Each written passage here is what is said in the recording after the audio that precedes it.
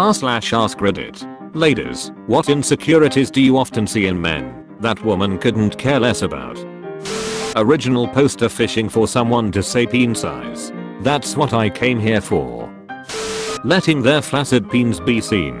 I find this funny actually. I tend to do this on purpose. If you can't handle me at my smallest, you can't handle me at my slightly biggest. I have to figure out a way to work this into a normal conversation with the missus. Start by taking out your flaccid peen. Continue by helicoptering it. I've noticed that multiple guys I have dated will flex their biceps when I grab hold of their arm on a walk or suck on their tummy, like it's not super important. I like muscles as much as the next girl, but dad bods are a-okay in my book too. Being a nerd or a geek. A ton of guys are proud of it, but to the few that aren't, the right girl will love your passions and whatnot. I've always been embarrassed about how much I enjoy playing games. I think what bothers me is there is a stigma a lot of guys have created about people who are heavily into games lacking social skills, or being super judgmental towards women who play, and that it's an utterly useless passion which doesn't translate at all into a useful skill. It's like someone who is super into books or movies, except there is at least some prestige found in books and movies. There's none in games, just a kid who never grew up. The need to be super masculine when it comes to everything.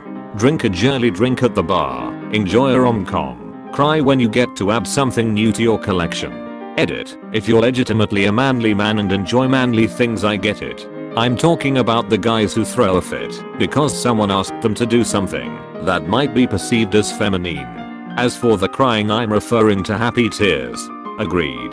A man ordered a pink drink, dragon fruit refresher, at Starbucks but had to mention that it was for his girlfriend, but actually, he was seen sipping it in the cafe. Like, nobody cares.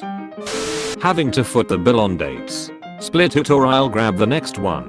No biggie. Just to provide some perspective on this, I have no problem splitting or taking turns on the bill. Just please tell me upfront and consistently. I consider date nights to be entertainment spending. I wouldn't have set up or agreed to the date if I was worried about the cost. I'm worried about coming across as cheap. Yeah, I prefer women who believe in pragmatic or non-traditional gender roles, but if I'm otherwise crazy about a girl who prefers to keep it old school, I'm not going to risk my chances of a second date over the cost of dinner and drinks. If the bill comes and we haven't discussed who is paying, or if she's shown any kind of hesitance, I'll pay the bill. Happily. I'm into really skinny guys, and the majority of guys I've been with have made comments about hating their bodies and how skinny they are. I've never really understood because I think they look great. But I guess there is a stereotype of guys being big and buff and stuff. Skinny dude here. I'm pretty self-conscious about it, so thanks for the confidence boost. Lack of sexual experience. As long as you're kind, eager, and willing to learn, you're already doing better in bed than a dude who thinks he has it all figured out and doesn't bother to listen to his partner and assumes he already knows what she'll like. The need to be really muscly or the obsession with growing lots of facial hair. Frankly, I'm just in the gym so I can drink all the ducking time and not be fat. Not being able to grow a beard/mustache. Honestly, who cares? But I've known so many guys that feel insecure because they're not hairy enough. Being hairy gets real ducking annoying fast. Hairy guy here. Can confirm. Head to toe, there's not really a part of my body that doesn't have some hair. The only plus side of being as hairy as me is I can grow full facial hair pretty quickly, but it also means I'm shaving every damn day. My husband is insecure about his hairline and hair color, a ginger that started balding at 18. His build, thinks he's not muscular enough, his teeth. Some of his teeth are fake, but his parents didn't have dental insurance, so they're kind of bad implants that were poorly installed and maintained, and the fact that he doesn't have a 4-year degree went straight into the workforce because school wasn't his strong point. Honestly, I wouldn't have perceived any of these things as being negative until he brought them up in a negative manner, and even then, none of them bother me. I'm much more interested in his humor, his talent, and his kindness towards the world in general. I also found him attractive because he stood out to me as different looking. He's also constantly insecure about me being out of his league. I'm like, I'm the one who approached you. I hit on you first. How is this even an insecurity? Sigh. Maybe buried, but I've noticed a lot of guys are self-conscious about moaning during sex. Honestly, it turns me on a lot more to know that you're enjoying it just as much as me. Edit. Well, at least it wasn't buried. Crying, it's healthy and normal. Edit. Obviously, if you personally don't often feel the urge to cry, that's fine. Women just understand if you do. Their salaries being lower than mine. I honestly couldn't care less, as long as you are working.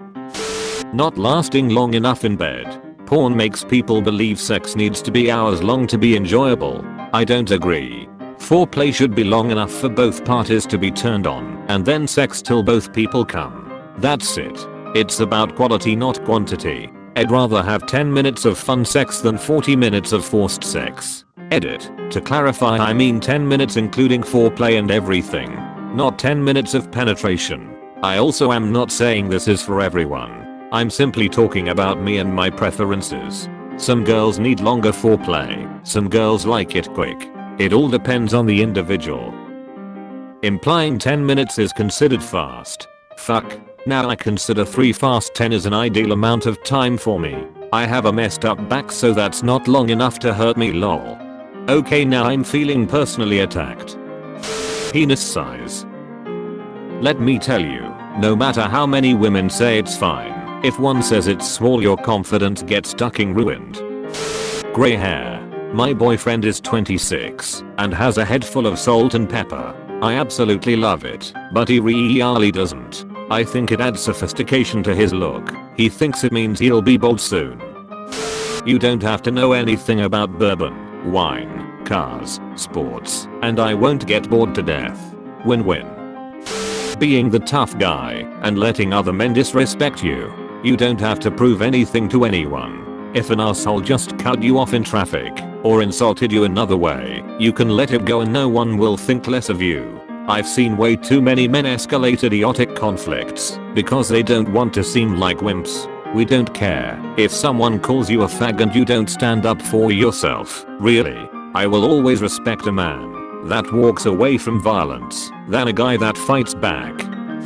He's pretty particular about his designer button-down short-sleeved checked shirts. He has loads. I couldn't care less if he wore a shirt from Primark. Knowing anything about sports or being bro why? Knowing about girly things. Really, I'm not into sports, so it's a huge plus when a guy doesn't like sports and is super hot. When my husband can braid my hair, buys perfectly fashionable clothes, cook an amazing meal, be an expert at cleaning the house, or arrange an amazing centerpiece. Really, I just married da best guy. The sports thing isn't to show off for girls. It's to hold our own with other men. I'm not that into sports. I like watching football or basketball, but I don't know who everyone is or any stats. This hinders a guy when meeting other guys. It's usually the first thing men bring up to try and find mutual interest. When I don't know who someone is talking about, it really shuts down the conversation. Or just because we enjoy sports? Not sure exactly how to word this, but I think men shouldn't worry so much about taking care of their woman. You should take care of each other and not have one person be the sole proprietor of care. I dated a girl who would buy me a single flower and a 6-pack of beer at random times. I thought it was incredibly attractive. I've never dated a girl since who randomly gets me stuff, but I have sure been called out for not bringing spontaneous gifts. Your height. I don't care unless you're below my shoulders. If you complain about how you can't get girls due to your height, that's fine. But doing it every day to the girl you actually like to gain some sort of sympathy will deplete any chances you had in the first place. Please, be confident. You're probably in the minority. Online dating is hell for short guys. Hard one to put into words, but doing anything that isn't masculine. Like, I took my boyfriend to Lush with me once, and he was too nervous to show interest in things, because apparently self-care makes you look gay. I could tell he wanted to try this face wash though, so I bought it next time I went and left it in his shower. Never seen him smile so hard in my life. He's definitely come out of his shell more since we got together, but I can tell that there's still that "what if this makes me a pussy" voice in his head.